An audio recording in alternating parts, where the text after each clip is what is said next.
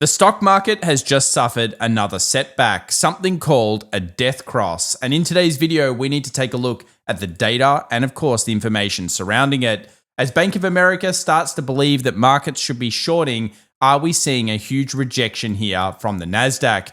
Well, in today's video, we'll break it all down along with what's going on in the bonds market and whether things have stabilized. And obviously, how high can gold go? Will we hit our second target of 3,600 sooner rather than later? Join us as we cover stocks, commodities, and cryptos. A lot to get into. Let's do it right now, guys. Well, welcome back everybody to The Daily Show. My name's Tom, and in today's video, we have a lot to discuss. The latest macro, the data around the death cross and what it means for us as traders and investors, and of course, the key levels. Join us as we go through some of the biggest things that you need to know right now, including the big options levels of the next couple of days. So first off, I want to begin by the death cross. Of course, it sounds scary in principle, and that is because it's a terrible name. But at the same point, what actually happens when the 50-day and 200-day moving average cross over since the 1950s? Well, as you may notice, the total annualized return is actually pretty positive. So a lot of the time, death crosses can occur in what we call flash crashes. And it's really important to note that this is a very standard thing that tends to happen in markets, where we get this flash crash event, a death cross happens, everyone turns bearish, and then markets do tend to rally. Now, if you go back here, as Grant Hawkridge has done all the way back into every one of these events, what you might notice is that it is a destabilizing force. That is that when we've actually triggered death crosses, 1 month later, less than a coin flip at the time, markets are bullish. What's important to note, though, is that even if you look at the most negative versions of these, a lot of the time, it's the market not down that much more. Sometimes it's a lot, such as 1987, but generally you're within a structural zone. And something we've argued here now for over a week and a bit since we saw those peak fear periods during the tariff global kind of concerns, that we're probably forming a range in this market, somewhere between 4,700, which is an epic zone on the S&P 500, as you'll see later on today's video, and this 5,700 period. Now, that's actually a 1,000 point range, and you might think that's insane, but that's exactly what happens during VIX periods that are over 30. And this, of course, opens up the possibility of any day in particular being between 3 and even 5% moves. Now, why is this? Well, weekly stocks have absolutely plummeted. And of course, we already know that weekly new lows have come through in pretty much all sectors. As you guys can see here, whether it's percentage of stocks above the 200-day moving average as a sector or above the 50-day moving average, we basically plummeted to points where nothing was above. And this is important because when this happens, it usually symptomizes peak fear. Now, as Jason Gottfried was trying to solve here over the last 24 hours, was hopefully a VIX that was showing that peak fear had passed.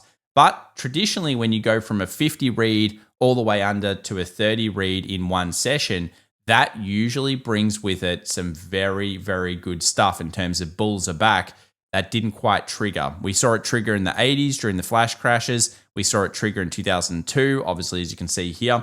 And then we saw it trigger plenty of times in things like 2009 and 2020. Unfortunately, it did not do that over the last 24 hours, but it got so close to doing it that I wanted to just quickly show you how fast some of these stats can switch if we did start to get it. We're still looking for some breadth thrust reasons. We're still looking for other reasons such as dark pools to find buyers. But at this stage, at the moment, the stats are still pointing towards just basically building structure. Now, according to Bank of America, and this is Hartnett, I basically said short the S&P 500. Now, here's an interesting factor here. Bank of America is advising investors to short the SPY until two things happen. First, the Federal Reserve needs to cut interest rates significantly. And the second is the US and China need to pause their trade tariff war to ease risks of a global recession. Chief investment strategist Michael Hartnett basically said in the US that he is moving away from being the world's main buyer of goods and the go-to place for global investments. He called the shift to the end of US exceptionalism, which you're hearing a lot of now, and the start of US rejection period.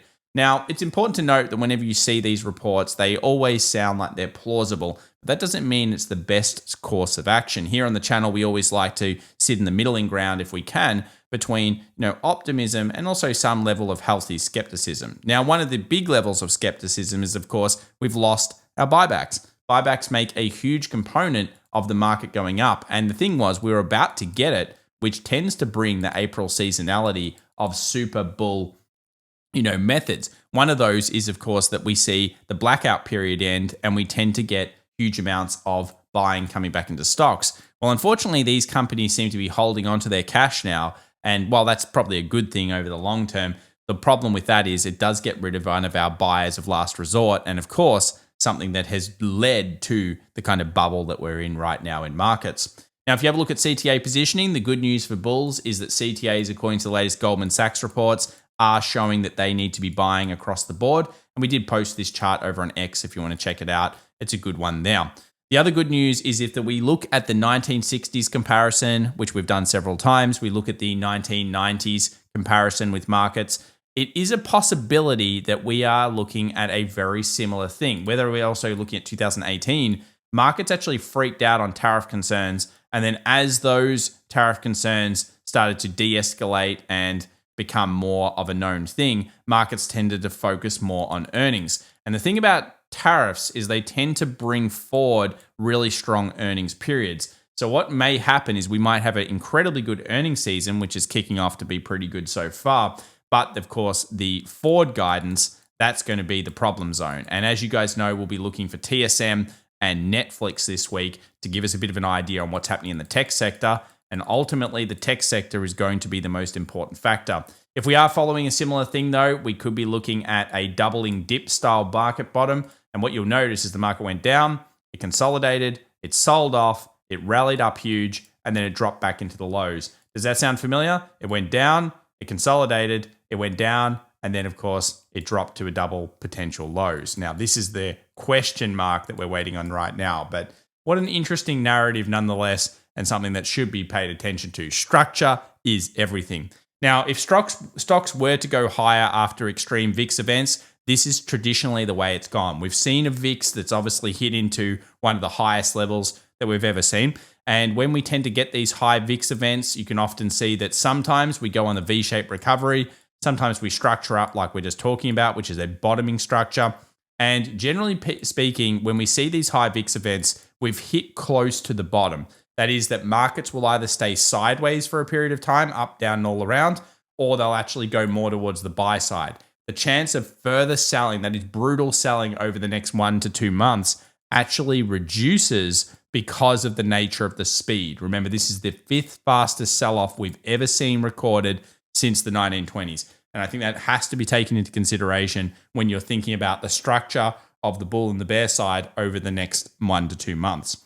Now, a lot of people have obviously been concerned about the bonds market, and I haven't seen this much interest in bonds since 2023. But I think the important thing here is that it was the speed at which the yields changed that was obviously the concern. The other thing is I think that during Trump 2.0, which is, of course, the second Trump presidency, is basically looking more at the bonds market than the stocks market. And we know this because we hit several critical levels in the bonds market where it was a tipping point. Almost everything started to collapse. And then just like a miracle, we saw changes being made. And whatever people are saying to you, the thing is that there was definitely attention being paid to certain bonds levels, specifically the US 30Y, the US 20, and the US 10. So those long dated yields, make sure to set the alerts. We'll show you later on this video where you have to set those alerts. If we break those levels, it's going to be a really big concern.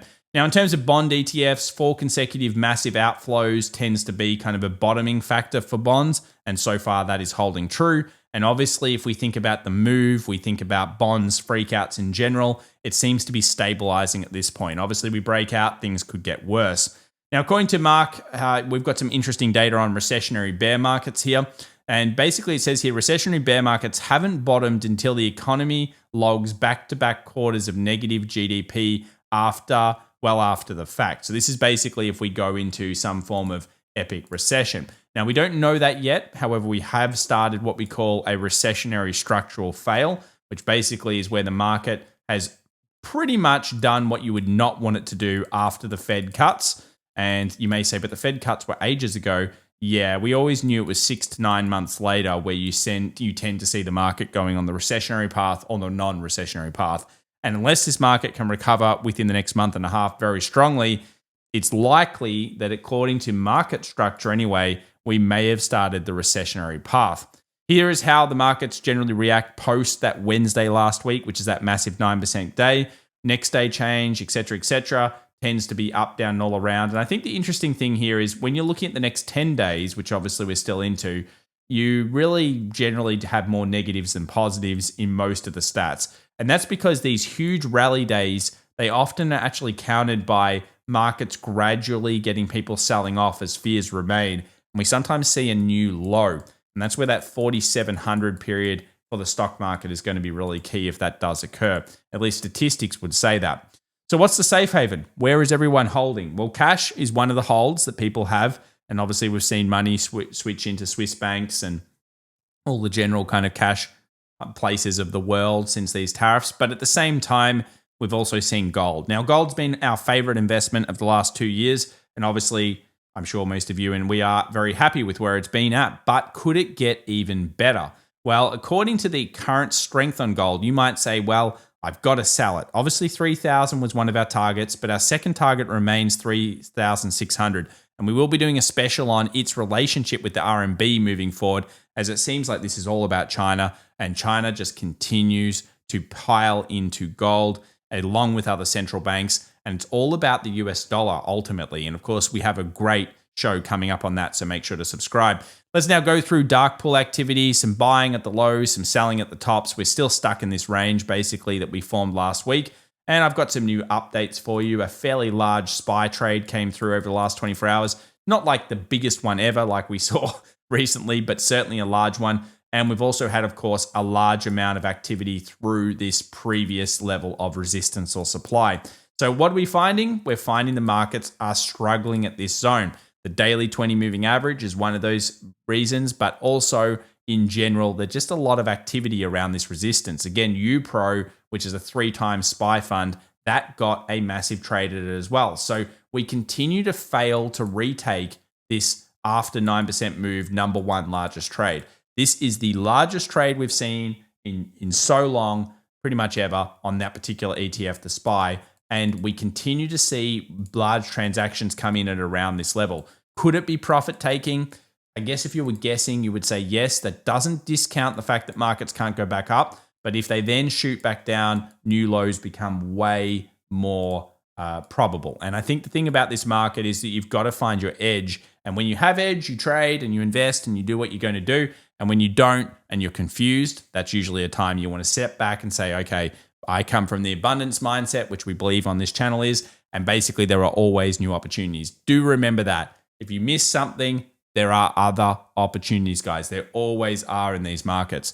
The quality fund, as you can see here, some big transactions, including a sweep, came through about 48 hours ago, and they're all happening at this resistance. So ultimately, what is the good news that could come out? Well, of course, tax cuts being passed. Sure, that's some news. The Fed coming out. We have a statement from Jerome this week. Maybe that could be positive. Obviously, earnings results are looking good, but the forward guidance seems to be a problem.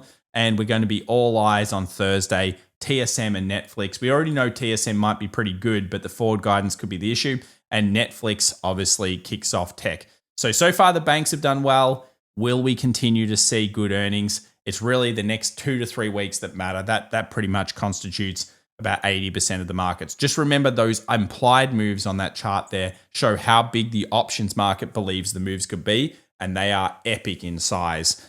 No recession bear markets are rare. We have entered into a technical bear market. We've seen a death cross. We do need to keep that in mind. And obviously, we do know that at least currently, the idea that sackings are going to continue, especially in big tech, seems to be the big storyline. Now, that eventually feeds through to unemployment numbers. But remember, unemployment numbers are lagging, so we need to be ahead of that curve. And a lot of this is going to come down to the next quarter. While we expect stabilizing forces in this market, even potentially to the upside, the next couple of quarters could be very bad based on the fact that we broke our quarterly streak. So not only have we seen significant shorting to the downside, we've seen significant market structure break and significant movements to a defensive market. That is basically that things over the year like healthcare, staples, and of course, utilities have basically held up against the SPY. But we've also got another problem, which is that it doesn't seem to be that people are willing to take as much risk right now. Even over the last 24 hours, have a look here at semiconductors for a minute. They ended up positive 0.65%. Tech was 0.36. For us to get to the bullish side, that is push through some of the gap levels we'll look at, we need to break those zones.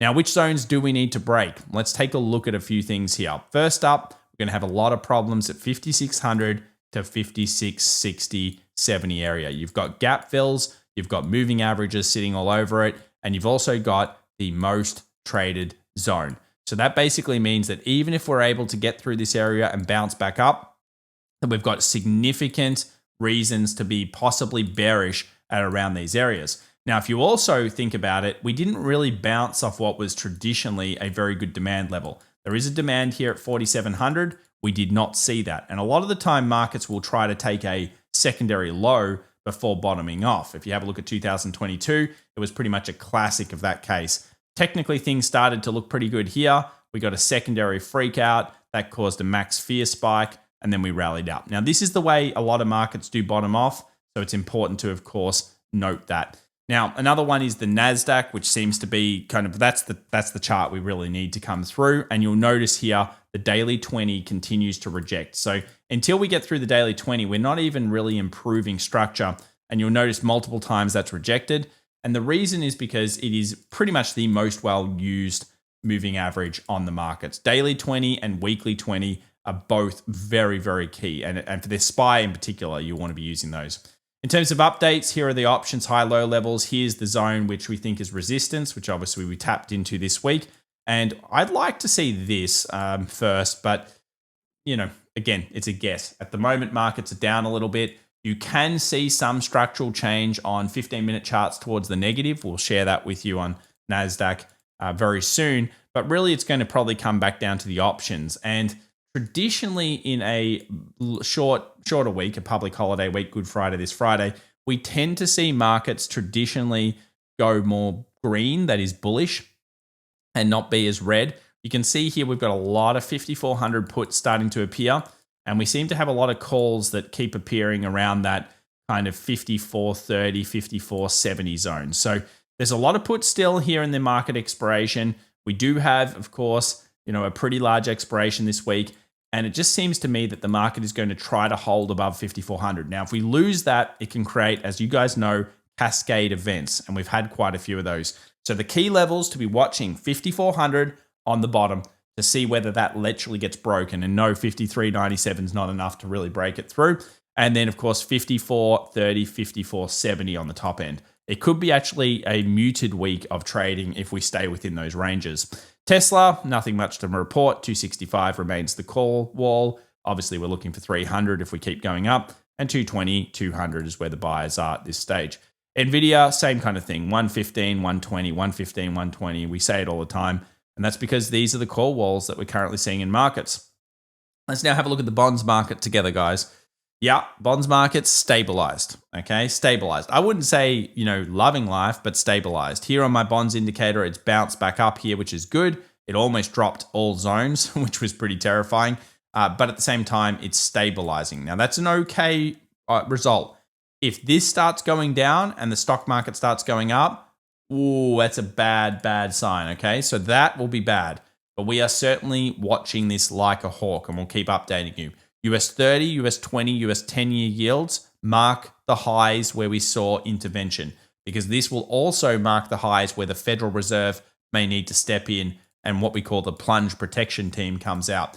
So yield, specifically the 30Y, check 5%. If that gets broken, closed above, I would say markets will freak out. At the same time, we're looking for the Fed to come in and smack that liquidity around, because that's where we're going to get a liquidity dry up. If we do get that, gold will get hit as well. Just remember, gold will not be safe from a massive liquidity smashing in the markets. And we haven't seen one yet where it's dried up. It got close, but it didn't dry up. In terms of bank spreads, in terms of bond spreads here in high yield junk, that has declined. That is usually a good sign to a bottoming or structural forming market, which we suspected may be there. And obviously all the percentage of stocks above their 20, 50, everything, they're all really low. So traditionally around this area is where we start to find market structure. US dollar, not looking fantastic yet. We need to break through 140 to find some relief, and it still looks pretty weak. There are actually some interesting trades, Aussie US, Euro US, some interesting levels being hit there, but the euro has hit its resistance as the dollar has hit its support. No signs of any changes yet on that. What has been strong though is gold. Wow. Wow. Yeah, I kind of can't lie. I like the gold today.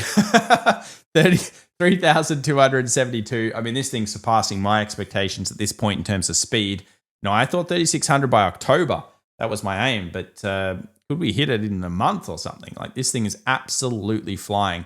Very difficult to get in on it now. As I've often said, you can scalp it up. We did see that opportunity the other day, which was a nice break of 3,055. It's actually in our day trading masterclass, that type of setup. And it just continues to strengthen up. It is so overbought. But as we've seen in the stats before, just because you know it's overbought, just because you know it's insane on those levels, markets will remain irrational longer than you can remain solvent. Now, what about silver? Well, silver has been improving. It hasn't broken out of the 34, 35 an ounce yet, but we're at first resistance. We're building, we're coiling like a spring.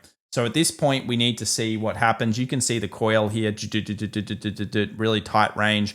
If we beast out of this, I'd like to see a drop into a rally. If that happens, could be good day trade. At this stage though, resistance for silver, looking for it to coil out. What about oil? Some improvement, inverse head and shoulders, obviously no breakout. Interesting proof. We looked at it in our last video. No updates yet. Trend is still down at this stage. Tesla, literally the middle of the zone. Nothing to do really on Tesla, unfortunately.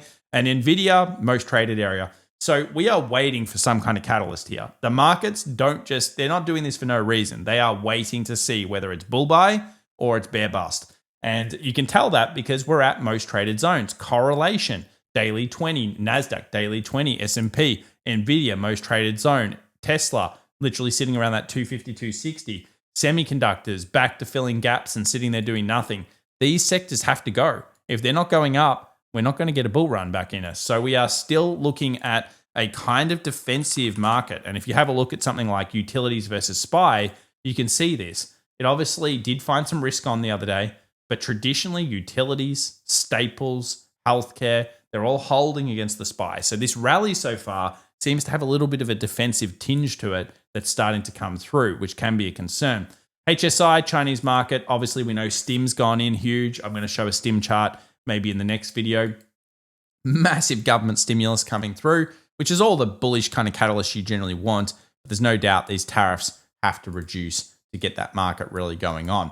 What about NASDAQ? Well, as we mentioned, there were a couple of signs of sell. If you wish to, you could have sold this range up here. It was replicable. That turned out to be the best trade. I probably wouldn't have done this one, but it was the best trade over the last 24 hours. Now we've moved down to this area here, and it's very difficult to know exactly the next move at this stage. Obviously, if you're a shorter and you're shorting that daily 20, you're probably pretty happy, but there's very little replication structure in here just yet. I prefer to get to this most traded zone of 19.6, hit the Bitcoin levels as well. So I'll just show you Bitcoin, hit the Bitcoin level of 89, get that correlation, find some resistance. That would be a much more beautiful kind of trade. But at this stage, it seems to be a lot of holding patterns waiting on news. Even the Russell 2K, there's nothing here, guys, at this stage. It's, yes, it's found some structure. Yes, it's found some buys. Yes, it's probably oversold. But at the same time, do you really see anything here that's that exciting? It's the calm before the storm. Maybe the storm is the Fed chair. Maybe the storm is some weird announcement on tariffs we don't know about yet. Or it could also be earnings kicking off with the big tech. But to make matters more interesting, you need to be aware of these. Remember, we have a lot of central banks coming out. We've got retail sales Wednesday open. We've got Fed Chair Powell speaking at 1:30 p.m. Wednesday. And then, of course, we have a shorter week. Traditionally, these weeks do tend to be more green than bear. And then usually the day the day that it opens after the long weekend, that one is red. Okay, so that's traditionally what we've seen over history. At the moment, I would say follow the flows. And if we get a big move out in options, that's going to be the key. So where do we find ourselves? I would say neutrality, resistance, more bears trying to kind of get in at this stage. Obviously, the idea of US exceptionalism being over instantly like this It's not that quick, guys. You've always got to ask yourself the question, where are the most innovative businesses in the world? And last time I checked, the US still has them. So it's always a time not to panic. You have to understand that we are in a huge structural level, but we are likely near the next couple of months' lows based on statistical history. And that's all we can really look at this stage. Obviously, guys, we will continue to update as we see this. We did break some worrying signs. Bonds markets could get more epic soon. And hopefully throughout today's video, you've figured out that you need to watch those yields very closely. Thanks so much for watching. Subscribe, follow us on X. Check out our 7-day flash sale if you're interested in finding out more about some of the replication you can use in this, and also how to pick bottoms such as last week, which were replicable even in the nature of scariness that was there. Okay, thank you so much. We'll see you in the next one. Bye for now.